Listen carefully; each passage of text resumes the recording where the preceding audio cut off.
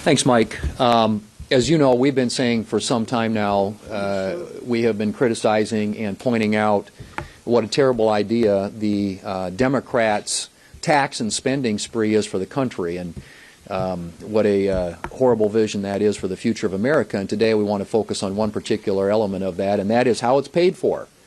And in particular, this proposal, which would double the size of the IRS, literally double the size of the IRS, and allow them to snoop into every American's transactions, bank transactions. And as has already been pointed out, this is something that is so sweeping, we've never seen anything like it before, where you're literally talking about an IRS dragnet across the bank accounts of every single American, or at least every single American who banks, because as has been pointed out, any American who uses a bank account probably at some point is going to, in deposits and withdrawals, exceed $600. Even if it's $10,000, it's still going to capture thousands, millions of Americans with this. And so this is one of many really bad ideas in the Democrat proposal.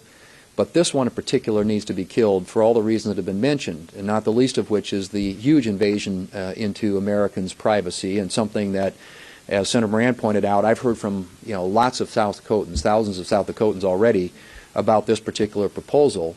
But secondly, because it will double the size of the IRS, an agency which, as has been pointed out, has had problems keeping information secret. Huge leaks of massive amounts and volumes of individual private taxpayer information. And so it's got that component, historic in terms of its sweep and invasion of people's privacy in this country, the shakedown that it would represent of American taxpayers. And finally, if successful, who ends up paying for it?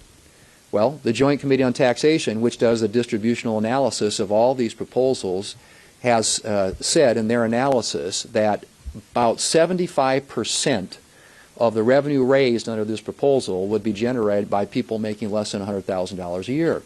Only 5 to 10% of that revenue would be paid by those making more than $500,000 a year. So in other words, the Democrats' suggestion that this proposal and the tax increases included in their plan won't hit lower-income Americans is just false.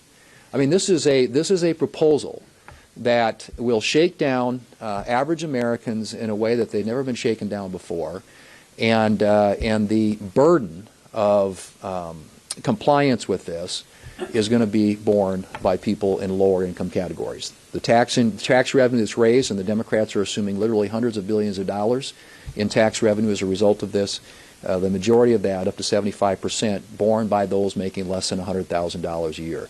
This is a bad idea. It should be destined for the ash heap of history, and I hope the Democrats will hear from their constituents like we have and come to the conclusion that doubling the size of the IRS and allowing them to literally go out and shake down millions of Americans and hit lower income Americans with bigger tax bills is a really bad idea.